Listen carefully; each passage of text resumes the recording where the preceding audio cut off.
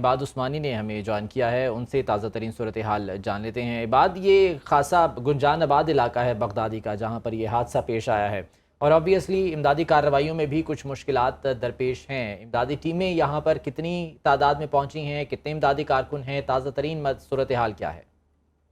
جی بالکل، دیکھیں جو امدادی کارروائیاں ہیں اس کا سلسلہ شروع ہو چکا ہے۔ جو مختلف جو ریسکیو ٹیمیں ہیں مختلف این جی اوز کی، جن میں ای جی، چھیپا، 1122 کے ساتھ ساتھ جو امدادی کارروائیاں دیکھنے میں آتی رہی ہیں ریسکیو اداروں کی، جن میں الخدمت ہے، یہ وہ ادارے ہیں جو اس وقت کسی بھی ڈیزاسٹر کے بعد دیکھے جاتے ہیں کہ وہاں پر ریسکیو کے کام فرائض انجام دے رہے ہوتے ہیں۔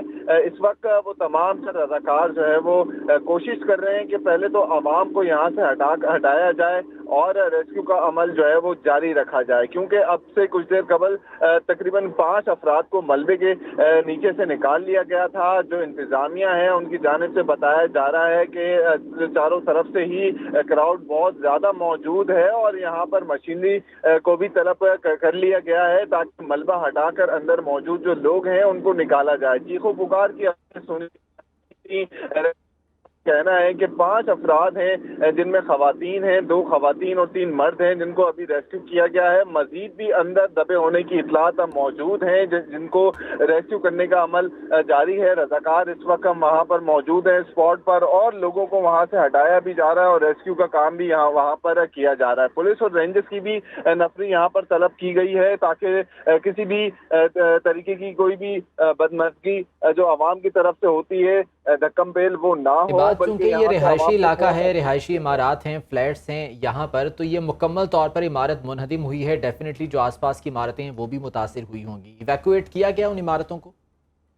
جی بالکل، دیکھیں 5 منزلہ یہ عمارت تھی جہاں پر جب وہ زمین بوز ہوئی ہے تو دیگر جو عمارتیں ہیں ان کو بھی نقصان پہنچا ہے، اور وہ اپنی مدد آپ کے ہی تحت جو مکین اندر موجود تھے وہ باہر نکلے ہیں اور فوری طور پر ان کو وہاں سے جو محفوظ مقام ہے وہاں پر منتقل کیا گیا ہے، اور ساتھ ہی ساتھ جو اندر موجود زخمی ہیں جو ملبے کے نیچے دبے ہیں ان کو بھی جو ہے ریسکیو کا عمل کر کے ان کو باہر نکالنے کی کوششیں کی جا رہی ہیں۔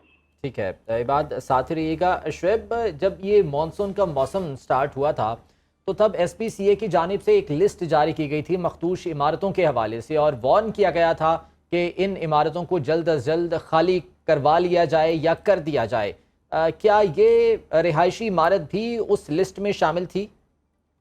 جی دیکھیں، اس چیز کی ابھی تک تصدیق نہیں ہو سکی ہے کیونکہ سندھ بلڈنگ کنٹرول اتھارٹی کا عملہ ابھی تک وہاں نہیں پہنچا۔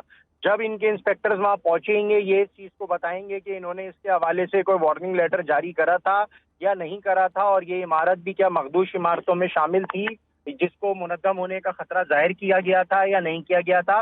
اس حوالے سے کچھ دیر کے بعد اطلاعات آئیں گی۔ اب جیسے کہ یہ حادثہ ہوا ہے اور جیسے ماضی میں بھی حادثات ہوتے ہیں کہ اس کے فوری بعد گورنر سندھ اور وزیر اعلیٰ سندھ جو ہے نوٹس لیتے ہیں اور وہ متعلقہ محکموں سے انکوائری رپورٹ مانگ لیتے ہیں۔ اس حادثے کے بعد بھی وہی معاملہ ہوا ہے کہ گورنر سندھ اور وزیر اعلیٰ سندھ کی جانب سے فوری طور پہ یہ جو لیاری کے علاقے میں جو بلڈنگ گری ہے اس کے بعد انہوں نے واقعے کا نوٹس لے لیا ہے اور انہوں نے کہا ہے کہ یہ المناک حادثہ ہے، انتہائی افسوسناک واقعہ ہے اور متعلقہ حکام فوری طور پر اس کی رپورٹ پیش کریں۔ جبکہ ساتھ ساتھ ان دونوں کی جانب سے گورنر سندھ اور وزیر اعلیٰ سندھ کی جانب سے یہ بھی کہا گیا ہے کہ ریسکیو ٹیمیں ملبے تلے افراد کو فوری طور پہ نکال کر اچھا ٹھیک ہے، علاج ان کی معائنہ جانب سے تو فراہم کریں۔ نوٹس لیا گیا ہے شعیب، لیکن اہم یہ ہے کہ ایس پی سی اے کی بیسک ذمہ داری ہوتی کیا ہے؟ کیا صرف وارننگ جاری کرنی ہے یا اس حوالے سے کوئی عملی اقدامات بھی ان کی جانب سے کیے جاتے ہیں؟ نہیں، بالکل عملی اقدامات کرنا ان کی ذمہ داری میں شامل ہے۔ اگر کوئی انلیگل کنسٹرکشن ہو رہی ہے تو وائلیشن ہو رہی ہے تو اس کو توڑنا، اس کے فلور کو گرانا، جیسے کہ کراچی میں اگر 4 منزل کی عمارت کی اجازت ہے نقشے کے مطابق اور کوئی انلیگل 3 فلور اوپر ڈال رہا ہے تو وہ توڑنا ایس بی سی اے کی بالکل ذمہ داری ہے، اور وہ ماضی میں کچھ علاقوں میں توڑتے بھی ہیں۔